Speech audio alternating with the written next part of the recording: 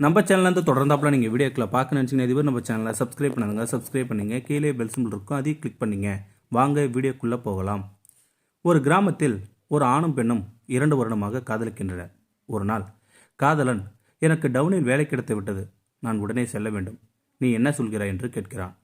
நாம் வாழ காதல் மட்டும் போதாது, பணமும் வேண்டும் என்று விலக்கி கொண்டவள், சரி நீ சென்று வா, ஆனால் உன் குழந்தையை நான் சுமக்கிறேன், என்னை மறந்து விடாதே என்கிறாள் அந்த காதலி.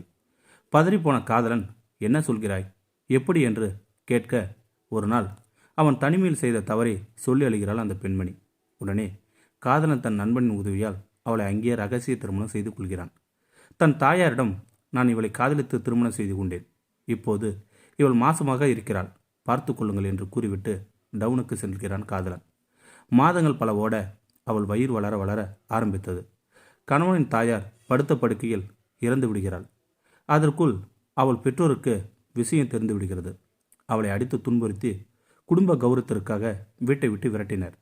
நடந்த சண்டையில் அவள் ஒரு கையை உடைந்து போனது. கையை வலியோடு தன் கணவனை தேடி டவுனுக்கு செல்கிறாள் அந்த காதலி. டவுனின் விலாசம் தெரியாமல் பச்சை உடம்புக்காரி சோறு தண்ணி இல்லாமல் நடு ரோட்டில் மயங்கி விழுகிறாள். அதே நேரத்தில் கணவனுக்கு ஏதோ கெட்டது நடப்பது போல் உணர்கிறான். ஆமாம், இதற்கு பெயர்தான் காதல். உடனே கிராமத்தில் இருக்கும் தன் நண்பனுக்கு ஃபோன் செய்து எல்லாவற்றையும் தெரிந்து கொண்டு ஆஃபீஸ் என்று கூட பார்க்காமல் என்று கதறி அழுகிறான். நடு ரோட்டில் விழுந்தவளை ஒரு தொண்டு நிறுவனம் பாதுகாத்து பிரசவம் பார்த்து எல்லாம் டிவி நியூஸ் பேப்பர் தகவல் கொடுக்கப்படுகிறது. மறுபக்கம் கணவனும் அவனது நண்பர்களும் அவளை தேடுகின்றனர். 2 நாட்களுக்கு பிறகு இரவு 12 மணி போல் ரயில் நிலையத்தில் ஒரு பிச்சைக்காரி போல் அழுக்கு சேலையில் கை குழந்தையுடன் தன் கணவனிடம், ஐயா என் புருஷனை பார்த்தீங்களா என்கிறாள் அந்த பெண்மணி. சடார் என்று திரும்பி பார்த்தவன் ஐயையோ என்று அலறி அவளை கட்டிப்பிடித்து, என்னை மன்னித்து விடுமா என்று கதறி அழுகிறான் கணவன். அப்போதான் அவளுக்கு தெரிந்தது, அவன் தன்னுடைய கணவன் என்றும் அவனை இறுக்கி அணைத்து எங்கடா போன என்று சொல்லி அழுகிறாள் அந்த பெண்மணி.